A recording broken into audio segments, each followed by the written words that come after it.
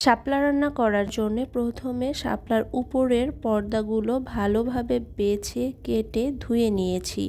এরপরে লবণ পানিতে শাপলাটাকে সিদ্ধ করব 2 মিনিট। আমি এখানে ফুটন্ত গরম পানির মধ্যে শাপলাগুলো দিয়ে দিচ্ছি। 2 মিনিট পর্যন্ত সেদ্ধ হওয়ার পরে পানিটা ছেঁকে নেব।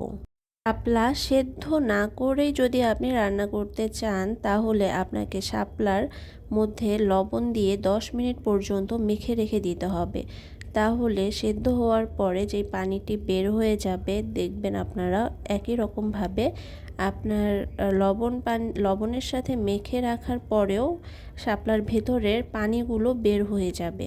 লবণের সাথে মেখে রেখে কষলিয়ে বা ডলে ডলে আপনাকে পানিটা বের করতে হবে না।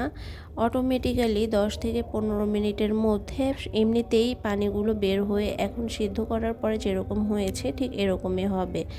এরপরে আমরা একটি কড়াইতে তেল গরম করে সেখানে শুকনো মরিচ দিয়ে দিয়েছি। শুকনো মরিচটা একটু গরম টালা হয়ে আসলেই আমরা দিয়ে দেব পেঁয়াজ কুচি, আর পেঁয়াজ কুচির সাথে দিয়ে দেব কাঁচামরিচ। এরপরে পেঁয়াজ কুচিটা সামান্য লাল বর্ণ হওয়ার আগেই আমরা শাপলাগুলো দিয়ে দেব এবং শাপলার মধ্যে দিতে হবে লবণ, হলুদ গুঁড়ো। এরপরে এগুলো একসাথে মাখিয়ে রেখে দিতে হবে পানিটা শুকানোর পর্যন্ত। শাপলা যেহেতু পানিতেই হয় তাই এটির কাণ্ড পুরোটাই পানি দিয়ে পরিপূর্ণ থাকে, তাই রান্না করার সময় অনেক পরিমাণে পানি বের হয়ে আসে।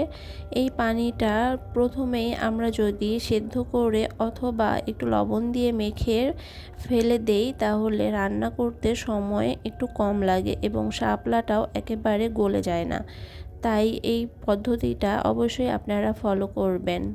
পানি শুকোনোর এই পর্যায়ে আমরা শাপলাটা খুব বেশি নাড়াচাড়া করব না, এভাবেই রেখে দেব এবং অনেকক্ষণ পর পর একবার করে উল্টে দেব শুধু।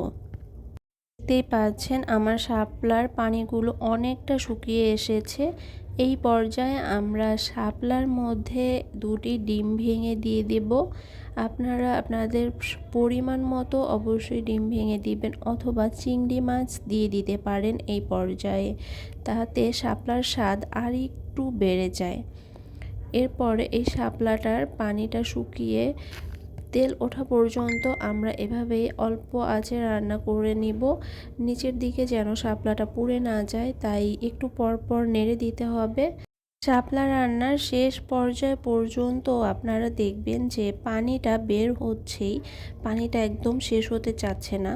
তো এই পর্যায়ে যখন আপনারা দেখবেন তেলের পরিমাণটা উপরে উঠে এসেছে এবং পানির পরিমাণটা কম আছে, ঠিক তখনই বুঝে নিতে হবে যে আমাদের শাপলাটি রান্না হয়ে গিয়েছে। পুরোপুরি পানি শুকানো আসলে অনেক সময় লাগবে, ততক্ষণে আমাদের শাপলাটি আবার গলেও যেতে পারে।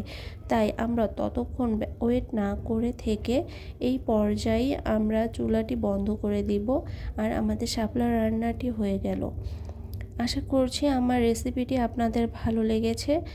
আপনারাও আপনাদের প্রতিদিনের রেসিপিগুলো আমাদের সাথে শেয়ার করতে পারেন, তা থেকে আমরা অবশ্যই শিখতে পারবো কিভাবে নতুন নতুন দেশি রান্না করা যায়। হ্যাঁ, অবশ্যই আপনারাও আপনাদের রেসিপিটি আমার সাথে শেয়ার করে যাবেন যাতে আমিও শিখতে পারি আপনারা কিভাবে একই রেসিপি রান্না করে থাকেন এবং নিজে রান্না করে সেটার স্বাদ নিতে পারি।